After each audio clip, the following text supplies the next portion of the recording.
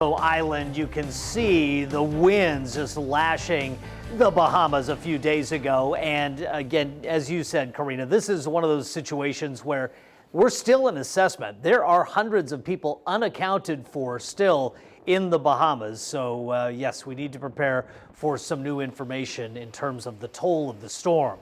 Now here it is currently. Really close to the U.S. mainland here. You can see this last frame is a bad frame on our satellite picture. However, very close to Morehead City. It's within 20 miles now.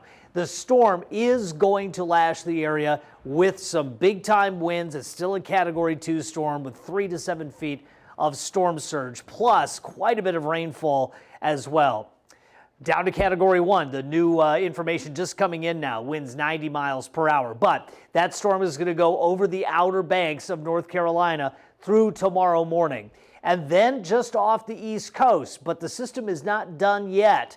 This is Saturday, 6 a.m. This is Halifax, Nova Scotia, later Saturday, still potentially a Category 1 storm, and then up into Newfoundland as we get into Sunday. So this storm still has quite a bit of path left to it. In terms of additional rainfall, some places still could see up to 6 inches of rain on top of the storm surge, on top of the isolated thunderstorms on the East Coast, even if it doesn't make a mainland U.S. landfall. Satellite picture today, we had low clouds early in the day at the coast. We had some mid-level clouds, which we had to watch for the possibility of thunderstorms today. Those mostly stayed out of our area, but other parts of California did see that activity.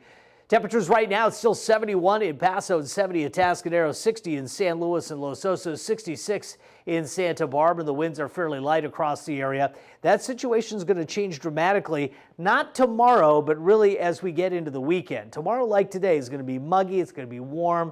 Daytime highs in Paso Robles still the triple digits. San Luis Obispo, Santa Maria, temperatures right around 80 in San Luis. Santa Maria, mid-70s. There will be a breeze in the afternoon, but not really strong. But take a look at Friday, later Friday for the South Coast. We're going to get a hot sundowner event.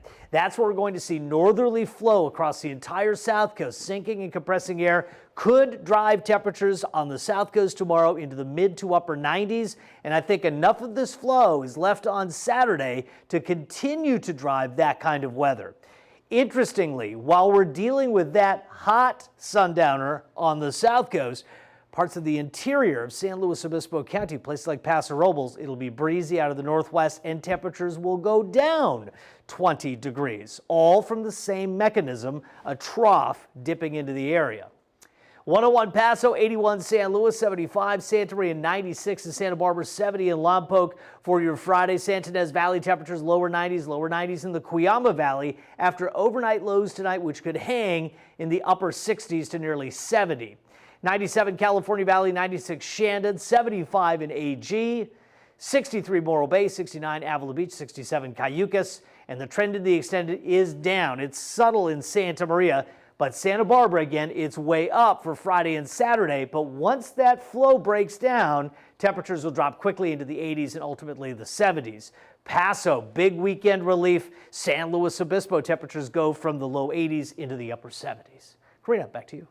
All right, Dave.